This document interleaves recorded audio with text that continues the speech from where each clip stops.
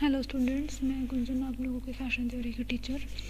हम लोगों ने 18वीं सदी तक का लास्ट वीडियो में पढ़ लिया था। आज से हम स्टार्ट करते हैं 19वीं सदी।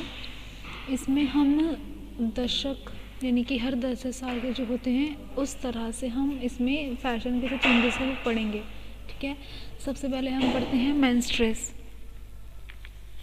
इन वर्षों में महत्वपूर्ण परिवर्तन में ब्रीचेस और स्टॉकिंग्स की जगह पैंटालून्स ने ले ली थी, एक प्रथा जो इतने लंबे समय तक बनी रही थी।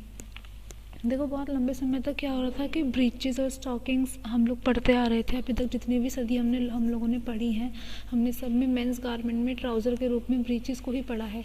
लेकिन इस सदी में क्या हुआ कि ब्रीचेस और स्टॉकिंग्स की जगह पर पैंटालून्स आ गए थे, यानी कि कुछ पैंट्स आ गए थे लूज। ठीक है, सदी की शुरुआत में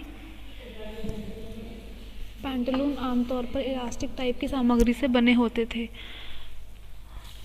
जो इस सदी की स्टार्टिंग पीरियड था, ठीक है, उस समय पे क्या हुआ था कि जो पैंटालून्स मार्केट में आए थे उनका जो फैब्रिक होता था वो बहुत इलास्टिकेटेड होता था, यानी कि बहुत स्ट्रेचेबल फैब्रिक होता था। वे हल्के रंग में थे, यानी कि सफ़ेद, लेमन, बीज या ग्रे, जितने भी लाइट कलर्स होते हैं इन कलर में, उन कलर के वो जो पैंटालून्स थे वो बने हुए थे।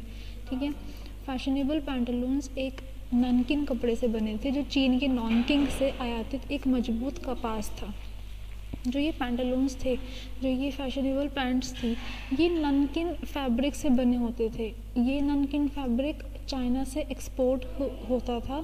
ठीक है, चाइना के नॉनकिंग एक जगह का नाम है, वहाँ से ये कपड़ा वो लोग ख़रीदते थे, इंपोर्ट करते थे। ठीक है, ननकिन एक तरह का बहुत स्ट्रॉन्ग कॉटन फैब्रिक का नाम था। पैंटालून्स एंकल लेंथ थे। ठीक है, उन्हें बटन या बकल द्वारा जकड़ दिया गया था। जो ये पैंट्स थे ये एंकल लेंथ यानी कि एड़ी की लंबाई के बने हुए थे। इनको ऊपर से बटन या फिर बेल्ट्स के द्वारा बांधा हुआ था। टेलकोट इन वर्षों में दे रिगॉर बन गया था। टेलकोट का जो नाम था इन सदियों में चेंज हुआ, इन वर्षों में चेंज हुआ, जिसका नाम दे रिगॉर बन गया।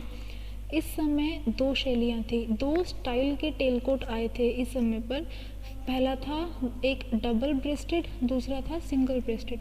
डबल ब्रेस्टेड का मतलब है कि जो सामने दो लाइंस में बटन जो लगे हुए होते हैं डबल, ठीक है, उसको बोलते हैं डबल ब्रेस्टेड।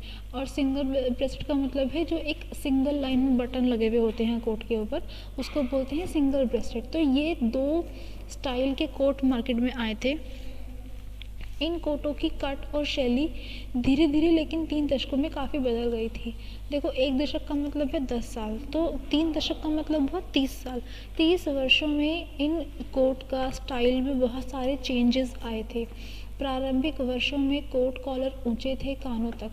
जो शुरुआती वर्ष थे इस सदी के, उनमें तो इन कॉलर की जो गले थे, जो इन कोट के जो कॉलर्स थे वो बहुत ऊंचे थे, बिल्कुल कानों तक इतने ऊंचे ऊंचे कॉलर्स बने हुए थे, जिनको लपेल्स कहते हैं। ये बहुत बड़े थे। लपेल्स यानी कि जो फ्लैप बने हुए होते हैं कोट के आगे की तरफ। ठीक है, बॉडीज और आस्तीन फिटिंग कहते हैं, यानी कि जो बॉडी पार्ट था और जो स्लीव्स थी वो बहुत फिटेड थी। समय बीतने के साथ साथ आस्तीन फुलर होते गए। जैसे जैसे टाइम आगे बढ़ा, जो स्लीव्स थी वो फुलर हो गई, यानी कि जैसे पफ स्लीव काइंड ऑफ होती है ना, कि शोल्डर पे उसको पफ बना देते हैं तो प्लीट्स में या फिर गैदर की हेल्प से। ठीक है, तो ऊपरी वहाँ पर यानी कि ऊपर की बाजू पर फुलर हो गई थी स्लीव्स। अब धीरे धीरे कॉलर कम और सरल हो गए थे, धीरे धीरे कॉलर भी छोटे हो गए और सिंपल हो गए। कोट कमर वाले थे। वांछित सिलवट को प्राप्त करने के लिए कई पुरुषों द्वारा कोर्सेट को अपनाया गया था। जो कोट थे वो बिल्कुल कमर से टाइट होते थे। ठीक है, और ज़्यादा शेप देने के लिए उस कोट को मेल ने भी यहाँ पर कोर्सेट को पहना था, जो कि अभी तक हम लोग फीमेल में पढ़ते आ रहे थे। अब वो पुरुषों ने भी कोर्सेट को पहना। कपड़ा भारी हो गया। आमतौर पर ऊन और गहरे रंग ब्राउन, ग्रीन या ब्लूज थे। जो फैब्रिक था इन कोट का वो बहुत हेवी होता था। ठीक है, जनरली वो लोग ऊन का यूज़ करते थे, गहरे रंगों का यूज़ करते थे, जैसे ब्राउन हो गया, ग्रीन हो गया, ब्लू हो गया। तो वो ट्राउज़र में क्या यूज़ किया उन लोगों ने? Light colour. लेकिन ऊपर कोट के लिए क्या यूज़ किया? Dark colours. ठीक है, आगे बढ़ते हैं वुमेन ड्रेस।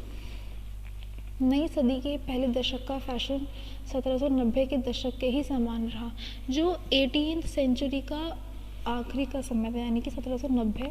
ठीक है। उसी तरह का फैशन महिलाओं के लिए 19वीं सदी के शुरू में बना रहा, यानी कि 1800 से 1810 का जो दशक था। शास्त्रीय प्रभाव सफ़ेद या हल्के रंगों के गाउन की सरल लिपटी लाइनों और न्यूनतम सजावट के साथ बना रहा। जो ये एक ट्रेंड था, इसकी वजह से कलर्स बहुत हल्के थे, ठीक है, लाइट कलर का यूज़ किया हुआ था गाउन के ऊपर, और सिंपल लाइंस थी, और सजावट भी बहुत न्यूनतम थी, यानी कि बहुत कम सजावट थी। और देखो इस तरह के ये लाइंस वाले गारमेंट थे, जैसे ये इस पिक्चर में दिखाया हुआ है। जिन कपड़ों से ये गाउन बनाया गया था वे पतले लॉन, मसलिन और टाफ्टा थे।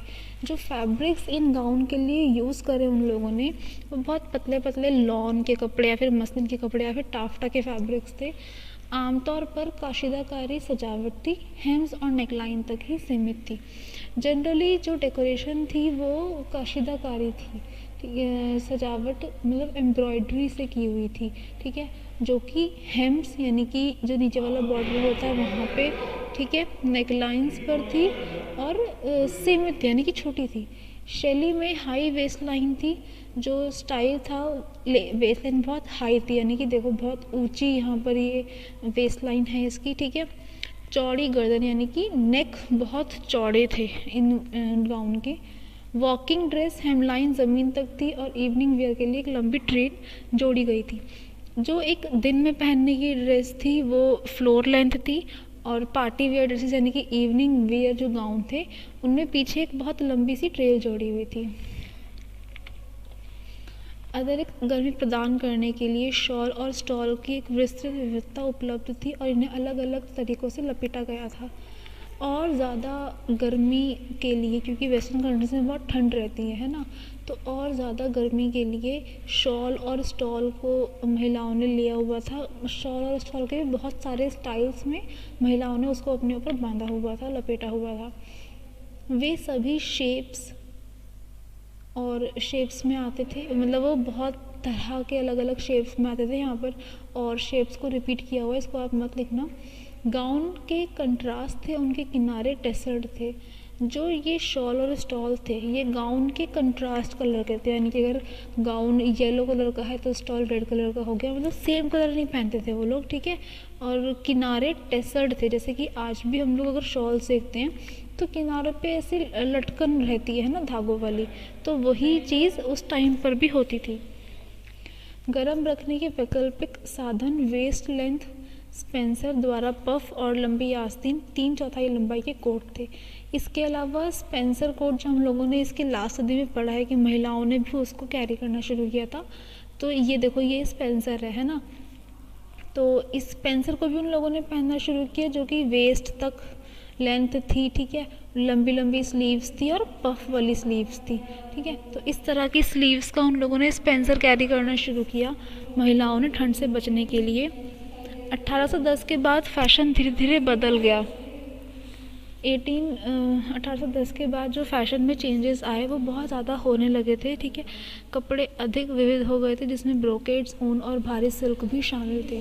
कपड़े अब क्या हुआ कि कपड़े बहुत ज़्यादा, क्योंकि अभी तक क्या था कि महिलाओं के कपड़ों में बहुत ज़्यादा चेंजेस नहीं हुए थे, है ना। जो लास्ट सदी थी उसी को उन लोगों ने फॉलो किया था, लेकिन 1810 के बाद कपड़ों में फिर एक चेंज आया, ब्रोकेड्स, ऊन और बहुत हैवी फैब्रिक्स, सिल्क उन लोगों ने यूज़ करना शुरू किया।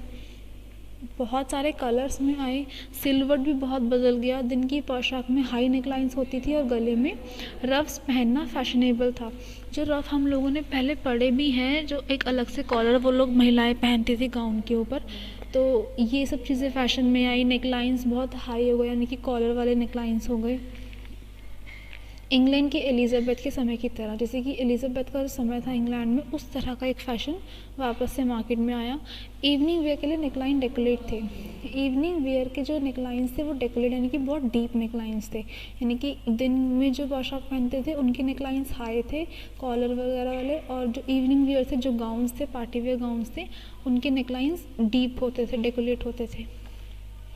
यहाँ से हम लोग बाद में पढ़ेंगे नेक्स्ट वीडियो में। आज के लिए आपका इतना ही, इसको आप लोग अपनी कॉपी में नोट डाउन कर लेना, ठीक है। Thank you.